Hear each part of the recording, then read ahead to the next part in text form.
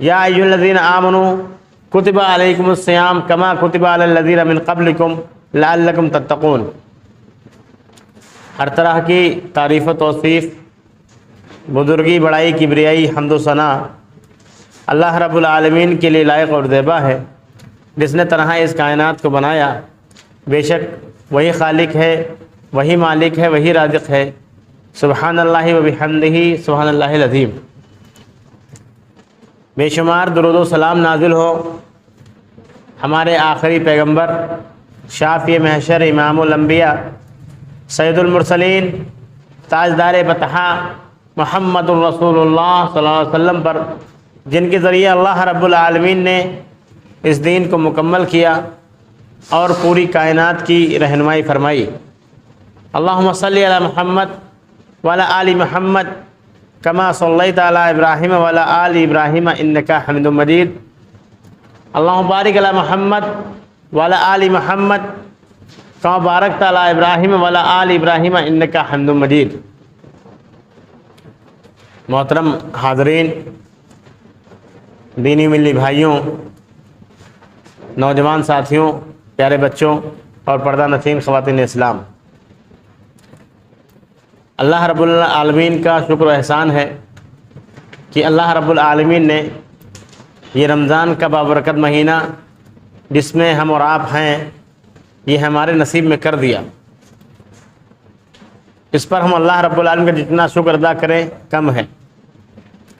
बहुत सारे अहबाब, बहुत सारे साथी, बहुत सारे रिश्तेदार, बहुत सारे हमारे करीबी अज़ीज़ जो इस साल ये रमज़ान मुबारक में हमारे दरमियान नहीं हैं, उन सब के मुकाबले में हम और आप बड़े खुश नसीब हैं, बड़े नसीब वाले हैं कि अल्लाह रब्बुल आलमीन ने हम सबको ये माह मुबारक दिया।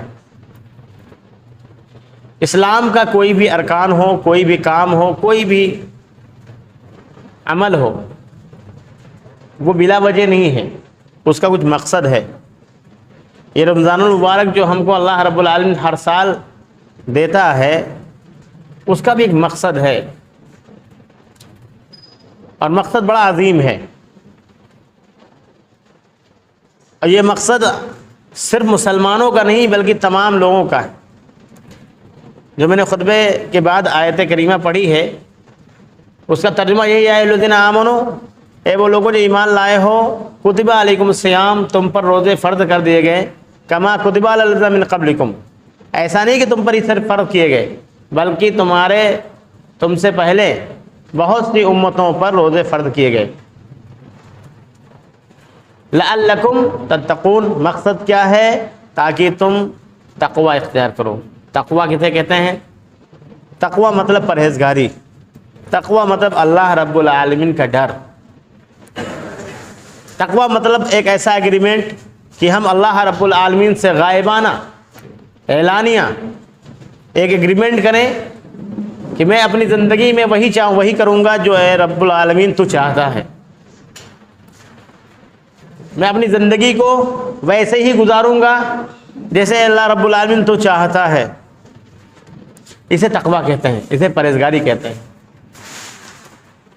अब तक़वा हासिल करने के लिए अल्लाह रब्बुल आलमीन ने हमको रमज़ान दिया, और रमज़ान में वो बहुत सारे आमाल जो हम करते हैं वो सब हमको तक़वा तक पहुंचाते हैं। कहीं ना कहीं तक़वा का जो शजर है उसकी आबियारी के लिए, उसको परवान चढ़ाने के लिए, उस दरख्त को बड़ा करने के लिए हमें अल्लाह रब्बुल आलमीन बहुत सारे आमाल करने के लिए कहता है। रमज़ान जब मिल जाता है हमको तो समझ जाइए कि तक़वा की पहली सीढ़ी हमने चढ़ ली। हम अल्लाह से डरने वाले हो जाएं, हम खाने पीने और हलाल चीज़ों से रुक जाते हैं। किसका डर होता है? किसी मुआशरे का, किसी हाकिम का डर नहीं होता है, बल्कि अल्लाह रब्बुल आलमीन का डर होता है। और अल्लाह रब्बुल आलमीन का डर ही तक़वा कहलाता है। अगर हम कोई अमल, अगर हम कोई काम या कोई चीज़ छोड़ते हैं और लोगों के डर से या मुआशरे के डर से या किसी हाकिम के डर से या कह लीजिए कि पुलिस के डर से अगर हम छोड़ते हैं तो वो तक़वा नहीं है। اللہ رب العالمین کے ڈر سے اگر ہم چھوڑتے ہیں تو اس کو اللہ رب العالمین نے ڈر نہیں کہا بلکہ تقویٰ کہا، نیکیوں کی طرف رغبت۔ رمضان میں ہم کیا کرتے ہیں؟ بہت سارے اعمال کرتے ہیں، بہت ساری نیکیاں کرتے ہیں۔ اگر اللہ رب العالمین نہ چاہے تو ہم ایک بھی نیکی نہیں کر سکتے۔ جو سانسیں ہماری ہیں یہ ہماری نہیں ہیں، یہ اللہ رب العالمین کی دی ہوئی ہیں۔ اگر اللہ رب العالمین ہم کو یہ رمضان نہ دیتا، ہم کو زندگی نہ دیتا، ہم کو صحیح سلامت صحت نہ دیتا تو ہم رمضان میں کچھ نہیں کر سکتے تھے۔ بہت سارے ہمارے احباب، ہمارے جاننے والے ایسے ہیں جو بستر مرگ پر ہیں، کچھ نہیں کر سکتے، ہل ڈل نہیں سکتے۔ اللہ رب العالمین نے جو نیکیوں کا سیزن ہم کو دیا ہے، بہت بڑی نعمت دی ہم کو۔ نیکیوں کی طرف رغبت ہوتی ہے اس میں۔ اللہ رب العالمین نے ہم کو ترغیب دی ہے کہ رمضان المبارک میں خوب نیکیاں ہم کریں، اور اس کے لیے جو پریشانیاں ہوتی ہیں، جو سد باب ہوتا ہے، اس کو کیا کیا؟ وہ جو دروازہ جس سے ہم نیکیاں کرنے میں کوتاہی کرتے ہیں، وہ ایک دروازہ جو شیطان ہمیشہ کھولتا ہے ہمارے لیے، اللہ رب العالمین نے ہم پر رحم کر کے، ہم پر کرم کر کے، اس امت پہ فضل کر کے رمضان میں سرکش شیاطین کو اللہ رب العالمین بند کر دیتا ہے کہ جاؤ مومنوں نیکی کرو جا کر کے، تمہارے آڑے اب شیطان نہیں آئے گا۔ اب وہ جو شیطان تمہارے جو وسوسے ڈالتا ہے، جو تم کو بہکاتا ہے، تم کو پھسلاتا ہے، وہ اب میں نے جے کر دیا ہے، جاؤ نیکیاں کما لو جا کر کے۔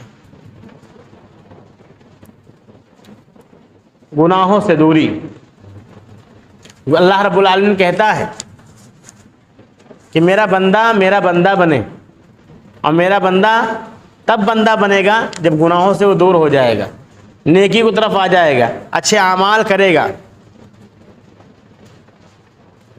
بہت سارے ہمارے بھائی، بلکہ ہم اور آپ روزہ رکھتے ہیں اور سوچتے ہیں کہ صرف کھانا پینا چھوڑ دینا یہی ہمارے لیے کافی ہے۔ تو ان کی جانکاری کے لیے اور اپنی جانکاری کے لیے ایک حدیث ہے، نبی صلی اللہ علیہ وسلم نے کہا رب صائم، بہت سارے روزے دار ایسے ہیں، لیس لہ من صیامہ الا الجوع، ان کے روزے نے ان کو کچھ بھی فائدہ نہیں دیا سوائے بھوک کے۔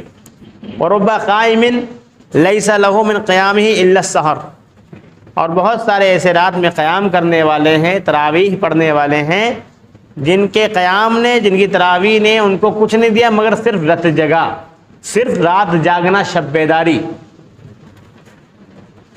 ہمارا مقصد صرف کھانا پینا نہیں چھوڑنا ہے، روزے کا مقصد یہ نہیں کہ آپ کھانا پینا چھوڑ دیجئے، نعوذ باللہ اللہ ظلم کرتا ہے کہ ہم کو حلال چیزوں سے روکتا ہے، بلکہ ہمارے تقوی کو آگے بڑھانے کے لیے، ہماری نفس کو کنٹرول کرنے کے لیے اللہ رب العالمین حلال چیزوں کا حکم دیتا ہے کہ تم کو اس سے رک جانا ہے۔ اسی کے بارے میں ایک روایت ہے، کہا گیا ہے من لم یدع قول الزور والعمل به فلیس للہ حاجۃ ان یدع طعامہ و شرابہ، جو جھوٹ بولنا نہ چھوڑے، من لم یدع قول الزور والعمل به، جو بیہودہ اور جھوٹ کام کو نہ چھوڑے، جھوٹ بولنا نہ چھوڑے، بیہودہ کام نہ چھوڑے، بری باتیں نہ چھوڑے، گناہوں میں ملوث رہے اور پھر بھی وہ روزہ رہے، فلیس للہ حاجہ، تو اللہ رب العالمین کو اس شخص کی کوئی حاجت نہیں ان یدع طعامہ، کہ وہ اپنا کھانا چھوڑ دے، وشرابہ، اور اپنا پانی چھوڑ دے۔ اللہ رب العالمین کو حاجت نہیں کہ تمہارا روزہ تو تمہارا کھانا اور تمہارا پانی روک دے، بلکہ اللہ رب العالمین تمہارا کھانا پینا اس لیے روکتا ہے، اس لیے کنٹرول کرتا ہے تاکہ تم کنٹرول میں آ جاؤ، ہم اور آپ کنٹرول میں آ جائیں۔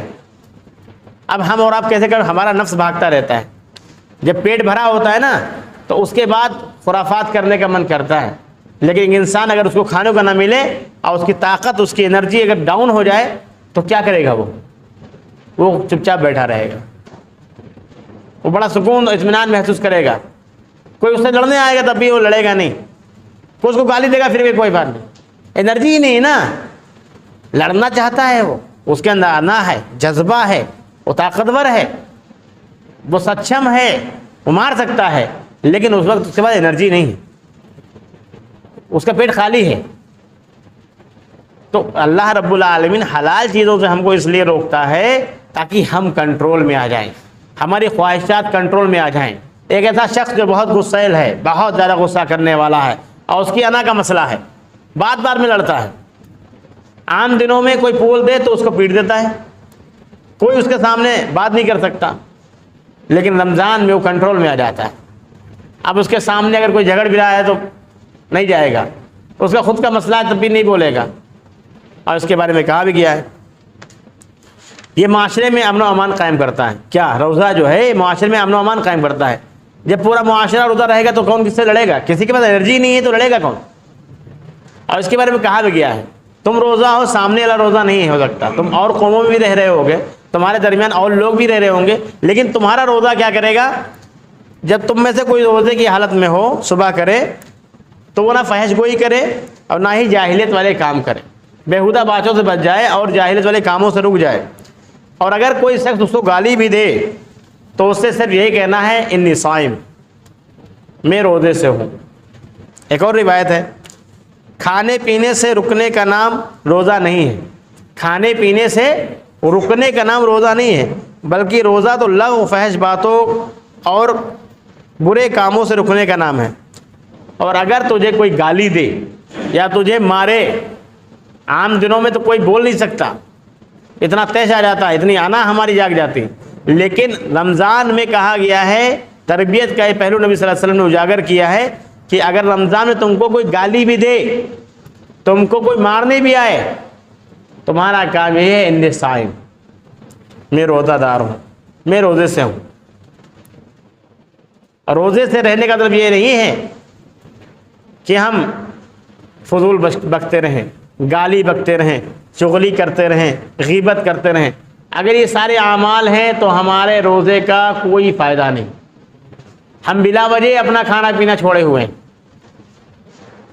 خواہشات کو کنٹرول کرتا ہے، معاشرے میں امن و امان کو قائم رکھتا ہے، ہمدردی اور غمخواری کا جذبہ پیدا کرتا ہے۔ ایک شخص ہے، بڑی نعمتیں اس کے پاس ہے، ہر چیز اس کے پاس ہے، اللہ رب العالمین ساری نعمتیں ہیں اس کے پاس، کبھی بھوکا رہا ہی نہیں، وہ کبھی پیاسا رہا ہی نہیں، وہ کیا جانے بھوک کیا ہوتی ہے، وہ کیا جانے پیاس کیا ہوتی ہے، وہ کیا جانے کہ نعمتیں جس کے پاس نہیں ہوتی ہیں اس کے کیا درد ہوتے ہیں، کیا غم ہوتا ہے۔ یہ رمضان جو ہے بڑے سے بڑے آدمی کو اس چیز کا احساس دلاتا ہے کہ دیکھو یہ ہوتی ہے بھوک۔ جب اللہ کے حکم سے وہ صبح صادق سے لے کر کے اور مغرب کے وقت تک کھانے پینے سے رک جاتا ہے تو اس کو احساس ہوتا ہے بھوک کا، جو کہیں بھوکا نہیں رہا ہے۔ لیکن رمضان میں اللہ رب العالمین اس کو بھوکا اس لیے رکھتے ہیں کہ دیکھو تمہارے معاشرے میں کتنے غریب ہیں، کتنے مجبور، لاچار اور بے بس لوگ ہیں جو کھانے کو نہیں پاتے، تمہیں بھوک کا احساس ہی نہیں ہے۔ رمضان اللہ رب العالمین ہم کو اس لیے دیتا ہے، ہمارے معاشرے میں جو بڑے لوگ ہیں ان کو اس لیے دیتا ہے اللہ رب العالمین تاکہ ہم اور آپ اور وہ بڑے لوگ بھوک کا احساس کریں، پیاس کا احساس کریں۔ جن کے پاس پینے کے لیے صاف پانی نہیں ہے، ایسے بھی دنیا میں ملک ہے جہاں صاف پانی ہی نہیں ہے، وہاں لوگ کیا پیتے ہوں گے، کیسے پیتے ہوں گے؟ ہم یہاں نعمتوں سے بھرے ہوئے ہیں، کھا رہے ہیں، لذیذ لذیذ کھانے پکوان ہمارے درمیان ہیں، دسترخوان پہ سجے ہوئے ہیں۔ احساس کرو ان مظلومین کا جن پر بمباری ختم ہی نہیں ہوتی ہے، ان کے کیسے روزے کھلتے ہوں گے، وہ کہاں سے انتظامات کرتے ہوں گے؟ تو معاشرے میں جو غم ہے، معاشرے میں جو لاچار ہیں، مجبور ہیں، بے سہارا ہیں، جو یتیم ہیں، جو بیوہ ہیں، جن کی روزی روٹی اللہ رب العالمین تنگ کر رکھی ہے، اس کا احساس کیسے کرو گے؟ اس کے احساس کے لیے اللہ رب العالمین رمضان دیتا ہے۔ میں نے پہلے ہی کہا ہے کہ اسلام کا کوئی بھی عمل بلا مقصد نہیں ہے، ایک مقصد ہے اس کا، چاہے وہ ہماری نماز ہو، چاہے ہمارا روزہ ہو، چاہے وہ حج ہو، چاہے وہ زکوٰۃ ہو، چاہے وہ توحید کا مسئلہ ہو، جتنے بھی اعمال ہیں، جتنے بھی خیر کے کام ہیں، جتنے بھی دین کے کام ہیں، سب کا ایک مقصد ہے۔ اور یہ ساری چیزیں ہمارے سامنے روزانہ آتی اس لیے ہیں، ہر مہینے ہر سال اس لیے آتی ہیں تاکہ ہم اپنی تربیت کریں، ہم اسلامی اصول میں ڈھل جائیں، ہم یہ دیکھیں کہ اسلام ہم سے کیا چاہتا ہے، ہماری کس طریقے سے اللہ رب العالمین تربیت کرتا ہے۔ تو معاشرے میں جو غم والے ہیں، جو پریشان حال ہیں، ان کی پریشانی کا احساس بڑے لوگ تبھی کرتے ہیں جب وہ بھوکے ہوتے ہیں۔ اچھا یہ بھوکے، ہمارے پاس تو ہے، ہم کھا لیں گے ابھی مغرب پہ، ابھی رات بھر کھا سکتے ہیں، ہم صبح صادق تک کھا سکتے ہیں، لیکن جس کے پاس ہے ہی نہیں وہ کیا کھائے گا؟ کیسے رہتا ہوگا وہ؟ اس چیز کا احساس دلانے کے لیے اللہ رب العالمین رمضان کو ریپیٹ کرتا ہے، بار بار لے کر کے آتا ہے۔ ایک اور مقصد رمضان کا مقصد، ایک بہت بڑا مقصد یہ ہے کہ اخوت و بھائی چارگی۔ ہم کسی بھی رنگ و نسل کے ہوں، ہم کسی بھی ذات و برادری کے ہوں، ہم دنیا کے کسی کونے میں رہتے ہوں، لیکن رمضان کی برکت یہ ہے کہ رمضان ہم کو بھائی چارہ سکھاتا ہے، ہم کو اخوت سکھاتا ہے، چاہے یہاں کا مسلمان ہو، چاہے وہ سعودی کا مسلمان ہو، چاہے وہ امریکہ کا ہو، چاہے دنیا کے کسی کونے کا ہو، وہ رمضان میں افطار کرتا ہے، ہم بھی افطار کرتے ہیں، وہ رمضان میں سحری کرتا ہے، ہم بھی سحری کرتے ہیں، وہ رمضان میں قیام لیل کرتا ہے، ہم بھی کرتے ہیں۔ ہمارا عمل اور اس کا عمل بالکل سیم ٹو سیم ہے، اور جو ہم کرتے ہیں وہی وہ کرتا ہے۔ وہ بھی کھانا نہیں کھاتا ہے، ہم بھی نہیں کھانا کھاتا ہے، وہ بھی پانی نہیں پیتا ہے، ہم بھی پانی نہیں پیتے ہیں۔ وہ تمام اعمال گلوبلی پوری دنیا میں سب ایک ساتھ کرتے ہیں۔ اس سے بڑی مثال ایکتا کی، اس سے بڑی مثال اتحاد کی کوئی نہیں ہو سکتی۔ دیکھیے دسترخوان کس طریقے سے باہر سجتے ہیں، ہمارے ہاں معاشرے میں سجتے ہیں، لوگ افطار کرواتے ہیں۔ یہی وہ رمضان کا مہینہ ہے کہ جہاں ہم اپنے اڑوسی پڑوسی جو رہنے بسنے والے ہیں پاس میں، جو غربا ہیں، مساکین ہیں، جو یتیم ہیں، جو ہمارے رشتہ دار ہیں، ان سب کو ہم افطار کی دعوت دیتے ہیں، ان سب کو اپنے گھر بلاتے ہیں۔ اور یہ رمضان کا مہینہ ہی ہے جو ہم کو نیکیوں کی طرف رغبت کرتا ہے۔ رمضان کا مہینہ فرائض لے کر کے آتا ہے۔ رمضان کے روزے فرض ہیں ہم پر، اور ان رمضان کے روزوں میں ایسا نہیں کہ ہماری جو نمازیں ہیں 5 وقت کی وہ نفل ہو جاتی ہیں، نہیں، وہ بھی فرض رہتی ہیں۔ تو یہ جو فرائض آتے ہیں، جو فرائض کی پابندی ہم کرتے ہیں رمضان مبارک میں، یہ ہم کو نوافل کی رغبت دلاتے ہیں۔ رمضان کا ایک مقصد یہ بھی ہے۔ مقصد رمضان میں ایک بات اور یہ ہے کہ جو فرائض ہم ادا کرتے ہیں، جیسے ہم روزہ رکھتے ہیں رمضان مبارک کا فرض ہم پر فرض ہے، لازم ہے، رکھنا ہے۔ اسی طریقے سے ہم جب رمضان کا روزہ رکھ لیتے ہیں، اس کے بعد رمضان کے علاوہ جتنے بھی نوافل کے روزے ہیں، چاہے یوم عاشورہ کا ہو، چاہے وہ عرفہ کا ہو، چاہے وہ ایام 20 کے ہوں، چاہے وہ جمعرات سوموار کے روزے ہوں، یا اور جتنے بھی روزے ہیں، شوال کے 6 روزے ہیں، یہ سارے روزے ہم تبھی رکھ پائیں گے جب ہم فرائض کی پابندی کریں گے۔ اور جو فرائض ہی چھوڑے ہوئے ہیں، جو فرائض ہی کی پابندی نہیں کر رہا ہے، اس سے نوافل کی کوئی امید نہیں کی جا سکتی۔ تو یہ جو فرائض ہوتے ہیں یہ ہم کو رغبت دلاتے ہیں نوافل کی طرف۔ اسی طریقے سے جب فرض نمازیں ہم پڑھتے ہیں تو ہم کو نوافل کی طرف رغبت دلاتے ہیں۔ ہم عام دنوں میں تہجد تو پڑھتے نہیں ہیں، لیکن رمضان پورا مہینہ ہم تراویح باہتمام پڑھتے ہیں، قیام لیل کرتے ہیں، راتوں کو جاگتے ہیں۔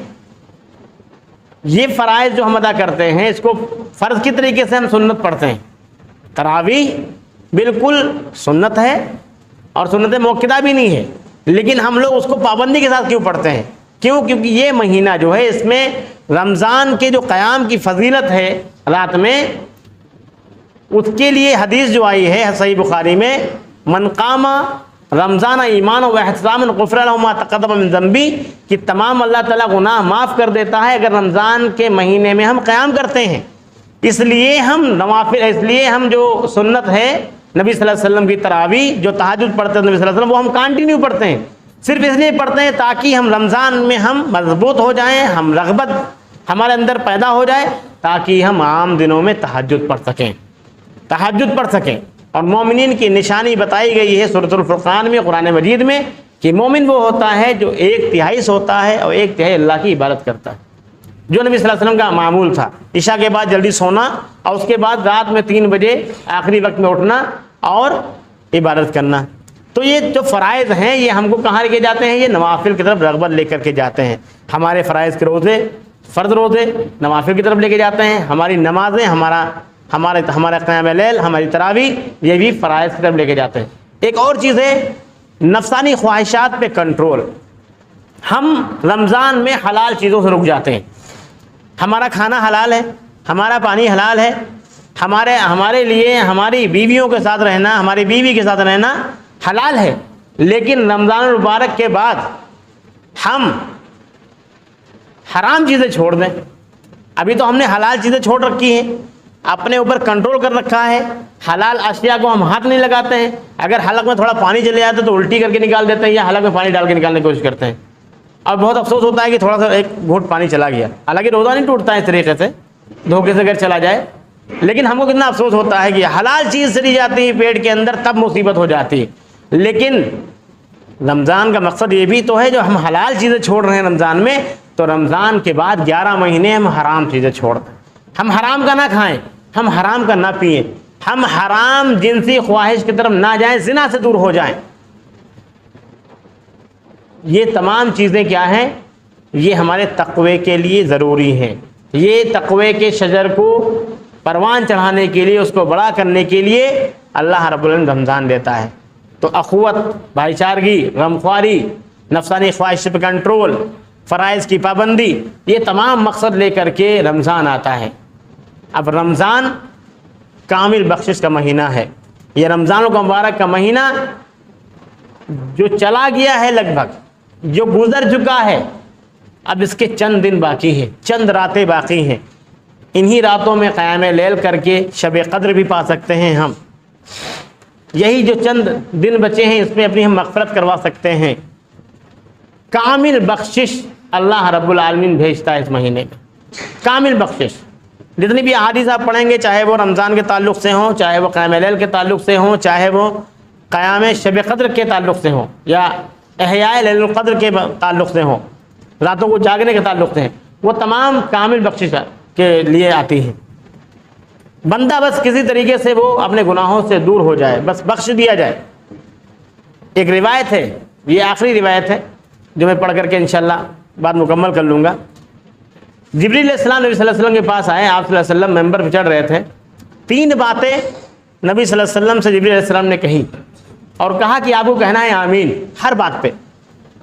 پہلے ممبر پہ چڑھے تو کہا کہ ہلاک ہو شخص, برباد ہو شخص جس کو رمضان ملے, جو رمضان کو پائے اور اپنی مغفرت نہ کروا پائے, وہ اللہ کی رحمت سے دور ہو گیا. آپ کہیے آمین. نبی صلی اللہ علیہ وسلم نے کہا آمین. دوسرے زینے پہ جب چڑھے, دوسری سیڑھی پہ جب چڑھے, تو جبریل علیہ السلام نے کہا کہ ہلاک ہو, برباد ہو, غارت ہو ایسا شخص, اور اللہ کی رحمت سے دور ہو جائے وہ شخص جو اپنے والدین کو پائے اور ان کی خدمت کر کے وہ جنت میں نہ جائے, ایسا شخص ہلاک و برباد ہو. آپ کہیے آمین. نبی صلی اللہ علیہ وسلم نے کہا آمین. تیسری سیڑھی پہ چڑھے, تیسرے زینے پہ چڑھے, اس کے بعد جبریل علیہ السلام نے کہا کہ ہلاک ہو, برباد ہو, اللہ کی رحمت سے دور ہو ایسا شخص جس کے سامنے محمد صلی اللہ علیہ وسلم کا نام آئے اور وہ نبی صلی اللہ علیہ وسلم پر, محمد صلی اللہ علیہ وسلم پر درود نہ بھیجے. ایسا شخص اللہ کی رحمت سے دور ہو, ہلاک ہو, برباد ہو. آپ کہیے آمین. نبی صلی اللہ علیہ وسلم نے کہا آمین. 3 بار آمین کہا. اس کے بعد جب صحابہ کرام نے پوچھا کہ آپ نے 3 بار آمین کیوں کہا, تب پورا واقعہ بیان کیا. اس واقعے میں 3 باتیں ہیں, اس حدیث میں 3 باتیں ہیں. پہلی بات تو نبی صلی اللہ علیہ وسلم پر درود, جب کہیں بھی نام آ جائے پیارے رسول محمد صلی اللہ علیہ وسلم کا, تو ہم کو درود بھیجنا ہے. ان اللہ و ملائکتہ یصلون علی النبی یا ایھا الذین آمنوا صلوا علیہ وسلموا تسلیما. یہ اللہ رب العالمین نے قرآن مجید میں حکم دیا کہ ملائکہ, فرشتے سب درود بھیجتے ہیں. اے ایمان والو, جب بھی تمہارے سامنے نبی صلی اللہ علیہ وسلم کا نام آئے تو درود بھیجا کرو, صلی اللہ علیہ وسلم کہا کرو. اور اسی کو حدیث میں بھی بیان کیا ہے کہ ایسا شخص ہلاک ہو, برباد ہو, غارت ہو جائے, خاک آلود ہو, جس کے سامنے میرا نام آئے اور وہ درود نہ بھیجے. دوسری بات جو بتائی, والدین کی خدمت, والدین کی فرمانبرداری, والدین کے ساتھ حسن سلوک. ہمارے اور آپ کے دنیا میں آنے کا ذریعہ وہ والدین ہیں. اللہ رب العالمین نے اپنی عبادت کے فوراً بعد قرآن مجید میں کہا ہے کہ اپنے والدین کے ساتھ حسن سلوک کرو, اپنے والدین کی خدمت کرو, اپنے والدین کو اف تک نہ کہو, ان کے لیے اپنے بازوؤں کو بچھائے رکھو. بہت سارے احکامات ہیں. اور اس کے بعد یہ حدیث میں وارننگ دی جا رہی کہ جو شخص اپنے والدین کو پائے اور ان کی خدمت نہ کرے تو ایسا شخص جہنم میں جائے. اور نبی صلی اللہ علیہ وسلم آمین بول دیں. ہم لوگ تو آمین کے لیے بات کرتے رہتے ہیں نا، ڈیبیٹ کرتے رہتے ہیں. اور نبی صلی اللہ علیہ وسلم نے آمین کس پہ بولا ہے؟ جو اخلاقی چیز ہم کو بتائی ہے کہ والدین ملیں اور ان کی خدمت نہ کی اگر جہنم میں جاؤ گے. نبی صلی اللہ علیہ وسلم نے کہہ دیا آمین، اور نبی صلی اللہ علیہ وسلم کہہ دے تو سمجھ لیجیے بات ہو گئی. تو دوسری بات یہ، اور پہلی اور اہم بات جو ہے وہ سب سے پہلی من ادرکا رمضان، جو رمضان کو پائے اور اپنی کامل بخشش، مکمل بخشش، چھوٹے گناہ، بڑے گناہ، صغیرہ گناہ، کبیرہ گناہ، اندھیرے کے گناہ، اجالے کے گناہ، رات کے گناہ، دن کے گناہ، گناہوں سے پٹا ہوا انسان اگر وہ اپنی بخشش نہ کروا پائے اس رمضان کو پا کر کے تو ایسا شخص ہلاک و برباد ہو. نبی صلی اللہ علیہ وسلم نے کہا آمین. آخر میں اللہ رب العالمین سے دعا ہے کہ اللہ رب العالمین ہم سب کی کامل بخشش کرتے. آمین. اے اللہ جہاں کہیں مسلمان پریشان حال ہیں اے اللہ ان کی پریشانی کو دور کر دے. اے اللہ جو بیمار ہیں اے اللہ ان کو شفائے کاملہ عطا فرما. اے اللہ جو اس رمضان یا اس سے پہلے گزر چکے ہیں ہمارے بھائی بہن ان سب کی بخشش فرما دے. آمین. وآخر دعوانا الحمد للہ رب العالمین.